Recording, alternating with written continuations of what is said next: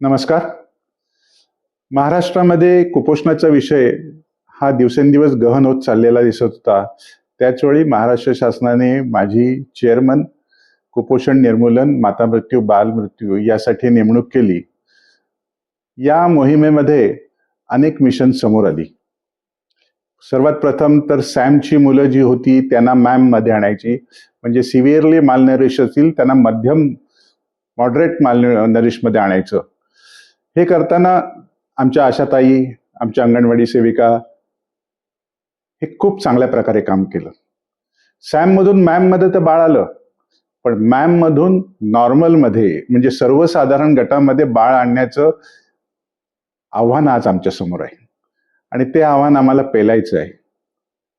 आज आपण जे काही अन्न देतो, अंगणवाडी असेल, NRC मध्ये असेल किंवा VCDC मध्ये असेल, याच्यामध्ये पोषण मूल्य किती आहेत हे आता तपासणीची गरज झालेली आहे.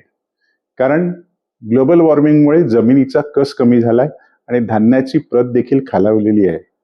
त्यामुळे राज्य शासनामार्फत मिलेट्सचा वापर आपण या कुपोषित बालकांसाठी कसा करावा यासाठी आमचं विचार मंथन सुरू आहे. मिलेट्स हे महाराष्ट्राला काही नवीन नाहीये.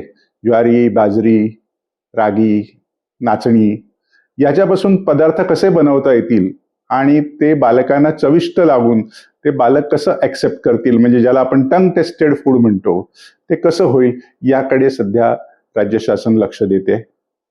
त्याचबरोबर आपल्या ज्या VCDC आहेत किंवा NRC आहेत त्यांची संख्या वाढवणं देखील गरजेचं आहे.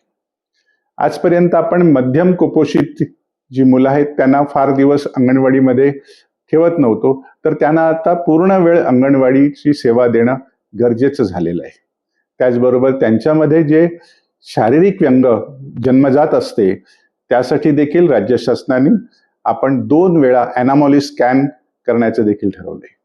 जास्तीत जास्त वेळा गरोदर माता म्हणजे 4 ANC केअर हे कशा कंप्लीट करतील याकडे देखील आपण लक्ष देणं आवश्यक आहे आणि त्याप्रमाणे आमचे CHO पासून तर डॉक्टर मेडिकल ऑफिसर पर्यंत आमच्या ANM देखील लक्ष देत आहेत.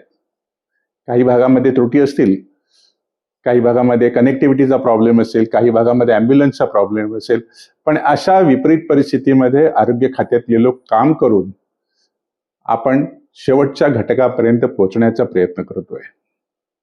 हे सर्व होण्यासाठी आम्ही असं सुचवलं की त्यांच्या भाषेमध्ये, म्हणजे समजा कोरकू असेल, गोंड असेल किंवा कातकरी असेल, तर ते जी भाषा बोलतात, ते जे समजू शकतात अशा प्रकारच्या भाषेमध्ये त्यांना लिटरेचर म्हणजे माहितीपत्रक उपलब्ध व्हावं.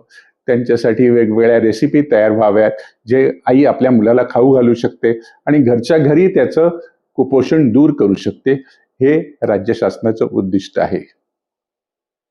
तर तुम्ही देखील आमच्या सोबत जॉईन व्हा. सगळ्यांनी मिळून काम करूया, कारण आता या कुपोषण टास्कमध्ये सर्व विभाग एकत्रित झाले आहेत आणि एकत्रित प्रयत्न करून आपण महाराष्ट्राचं कुपोषण दूर करतोय, त्याचं निर्मूलन करतोय. त्यासाठी तुमच्या मदतीची आवश्यकता आहे, तुमच्या सूचनांची आवश्यकता आहे, तुमच्या मार्गदर्शनाची आवश्यकता आहे. नमस्कार.